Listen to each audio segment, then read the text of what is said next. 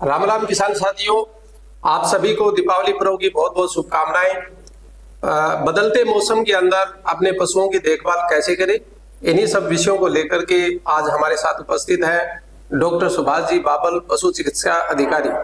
सबसे पहले तो डॉक्टर साहब, आज के इस कार्यक्रम में आपका बहुत बहुत स्वागत है। Thank you. आपको दीपावली की बहुत बहुत शुभकामनाएं।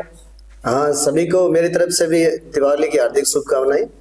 किसान साथियों और प्रिय बच्चों, डॉक्टर सुभाष जी बाबल अपने क्षेत्र के जाने माने चिकित्सक हैं और इनसे हम जानते हैं कि अपने पशुओं की देखभाल इस बदलते मौसम में हम इस प्रकार से करें। तो डॉक्टर साहब बताएं कि इस समय पशुपालकों की बड़ी समस्याएं रहती है, बदलते मौसम के अंदर का भी बीमारियों का भी जो है इस समय आने की संभावना रहती है बदलते मौसम के अंदर। तो एक पशुपालक अपने पशुओं की देखभाल किस प्रकार से करे, कौन कौन सी सावधानियां बरते? इसके लिए मैं बताना चाहूंगा आप सभी को कि जो छोटे बच्चे हैं जिसको हम काफ कहते हैं, उनमें सबसे ज्यादा प्रॉब्लम आती है।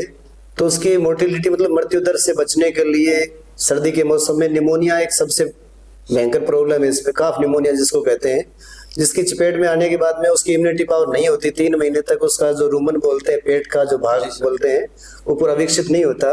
उसकी वजह से ये दिक्कत आती है क्योंकि वो पाचन में प्रक्रिया में हेल्प करता है, लीवर इसका सही फंक्शन नहीं करता, इसलिए सर्दी में चपेट में आता है।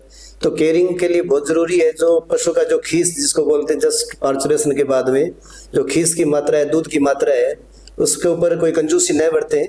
तो आपको बॉडी वेट के हिसाब से, बॉडी वेट के अकॉर्डिंग 1/10 बोलते हैं, 1/10 भाग। जैसे बॉडी वेट काफ का 30 किलो है तो आपको 1/10 मतलब 3 किलो डेली दूध पिलाना होता है, जो रेयर ही कोई पिलाता है। इसलिए 1.5 किलो सुबह, 1.5 किलो शाम को उसको अगर सही से आप टाइमली दूध पिलाते हो। उसके अलावा जो उसका नेवल कोड है, जो जिसको हम सुंडी बोलते हैं, अगर उसका प्रॉपर आप इलाज करते हो, ड्रेसिंग करते हो ब्याने के जस्ट बाद में, तो ये प्रॉब्लम नहीं आएगी। उससे टिटनस से भी बच सकते हैं, काफ निमोनिया से बच सकते हैं। एक काफ शिकोर होता है जिसमें सफेद दस्त बोला जाता है उसको। तो सफेद दस्त की प्रॉब्लम होती है, उसकी वजह से पानी की कमी आ जाती है बच्चे में। तो सबसे मेजर प्रॉब्लम है 3, इन तीनों से आप बच सकते हो। तो ये तो हुआ बच्चे की बात। इसके अलावा अगर हम माँ की बात करें, जो डैम है, मदर है, पशु की जो माँ है, गाय हो चाहे भैंस हो, उसकी केयरिंग भी बहुत जरूरी है। अगर उसको भी निमोनिक कंडीशन आती है, डायरिया होता है, तो प्रॉब्लम आती है। दूध उत्पादन बिल्कुल एकदम डाउन आ जाता है। इसकी बड़ी बड़ी बीमारियां जैसे मिल्क फीवर, कीटोसिस नाम है ये कुछ, तो ये प्रॉब्लम होने की संभावना है। तो इनसे भी आप बच सकते हो। इसके अलावा अगर हम भेड़ बकरियों की बात करें तो उनमें भी आपको फोकस रखना जरूरी है, क्योंकि इस मौसम में, बदलते मौसम, जैसे सर्दी की एंट्री होती है तो ये दिक्कत आती है। तो उसकी केयरिंग मैनेजमेंट के लिए आप डिटेल से भी मुझसे कभी संपर्क कर सकते हो। जी सर, अगर हम सर्दी के मौसम में आवास की बात करें तो सर्दियों के अंदर जैसे पशुओं को हम घर के अंदर या बंद कमरे में बांधते हैं, तो वहां पर जो है नमी वगैरह की भी काफी संभावना रहती है और उससे बीमारियां फैलने की भी संभावना रहती है। तो एक आवास की व्यवस्था किस प्रकार से की जाए और वहां पर जो वायरस या किसी प्रकार का जीवाणु है जो पशुओं को हानिकारक हानि पहुंचाता है, उनसे कैसे बचा जा सकता है? सबसे पहले मैं इसके लिए बताना चाहूँ कि वेंटिलेशन सबसे इम्पोर्टेंट टॉपिक है। दम घुटने लग जाता है पशुओं को, सर्दी की जैसे ज्यादा सर्दी बढ़ती है तो बिल्कुल पैक कर देते हैं। ऐसा पैक कभी नहीं करना है, उसको ज्यादा लगेगी सर्दी। जैसे आप सुबह 10-11 बजे बाहर निकालते हो तो उसको ज्यादा सर्दी की चपेट में आने की संभावना है।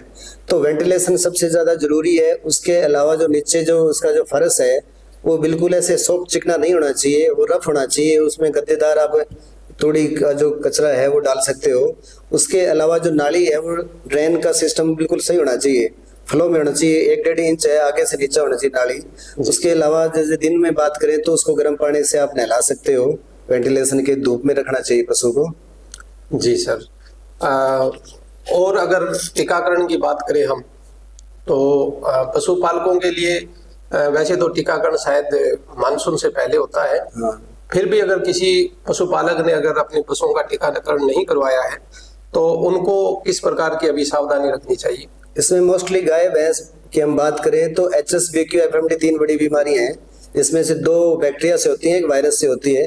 इन तीनों की बीमारियों का टीकाकरण ऐसे हम प्री मानसून करते हैं, सर्दियों की मौसम से पहले भी करते हैं। मोस्टली होली और दिवाली ऐसे 2 सीजन है जिसमें मानसून से पहले होली आ जाती है और अब सर्दी से पहले दिवाली आ जाती है। इन दोनों टाइम में अगर प्रॉपर्ली आप होली और दिवाली पे साल में 2 बार टीकाकरण कर लेते हो तो बीमारी होने की संभावना न के बराबर होती है। ऐसे ही भेड़ बकरी की बात करें तो प्री मानसून जैसे फिड़किया एक रोग है, बहुत सीवियर रोग है, जिसमें 10 लगते ही हाथों हाथ पशुओं की डेथ हो जाती है, मृत्यु दर उसमें बहुत होती है। तो टाइमली टीकाकरण बहुत ज्यादा जरूरी है। अभी भी आप अगर FMD का टीकाकरण, HSBQ का टीकाकरण गाय भैंस में नहीं किया है तो अभी भी कर सकते हो, अभी भी टाइम है दिवाली से पहले पहले। इसके बाद में अगर करते हैं तो इतनी उसमें रिकवरी नहीं आती, तो ये विशेष ध्यान रखना है। उससे पहले मैं बात करूं टीकाकरण से पहले, जब भी आप टीकाकरण करवाते हो उससे पहले कृमिनाशक दवा पिलाना बहुत जरूरी है। कृमिनाशक दवा पिलाने के यहाँ 2 फायदे मिलेंगे आपको। एक तो इम्यूनिटी बूस्ट होगी उसकी, उसके अलावा जो आपने वैक्सीन की है उसका प्रॉपर रिजल्ट आएगा। अगर डिवर्मिंग पहले नहीं करते हो तो प्रॉपर रिजल्ट नहीं आ पाता है। जी सर। तो किसान साथियों, जैसा डॉक्टर साहब ने आपको बताया कि इस बदलते मौसम के अंदर किस प्रकार से पशुपालक अपने पशुओं की देखभाल कर सकते हैं, किस प्रकार से सावधानी कर सकते हैं। देखो डॉक्टर साहब, हम सभी किसान परिवार से हैं और काफी पशुपालकों के अंदर ये उत्सुकता भी होती है कि भाई पशुओं की सुरक्षा से संबंधित कोई राज्य सरकार की योजना हो जिसके अंदर पशुपालकों को लाभ मिले। तो ऐसी वर्तमान के अंदर राज्य सरकार द्वारा कौन कौन सी योजनाएं प्रमुख रूप से चलाई जा रही है? अभी राज्य सरकार की तरफ से मंगला बीमा योजना के नाम से योजना चली हुई है, जिसमें आप है ना, पहले तो जैसे 1000 रुपए के आसपास लार्ज एनिमल की कॉस्ट लगती थी, अभी बिल्कुल वो फ्री कर दी है। तो आप मंगला बीमा योजना का पूरा लाभ उठाएं। अपने नजदीकी पशु चिकित्सालय में जाके डॉक्टर से आप संपर्क कर सकते हो, तो आपको वहाँ पूरे वो डिटेल बताएंगे कि क्या क्या आपको डॉक्यूमेंट चाहिए उसके लिए, तो जिससे आपका पशु का सेफ्टी मार्जिन है वो बढ़ जाएगा। कभी भी अगर कोई अनहोनी होती है तो आपको उसमें, जैसे गाय की बात करें तो 40,000 रुपये, भैंस की बात करें तो 50,000 रुपये, ऊँट की बात करें तो 40,000 50,000, वो उसकी कॉस्ट पे डिपेंड करता है कि पशु की वो कॉस्ट कितनी है, उसके अकॉर्डिंग उसका फ्री बीमा गवर्नमेंट कर रही है। इसके अलावा अगर आप कोई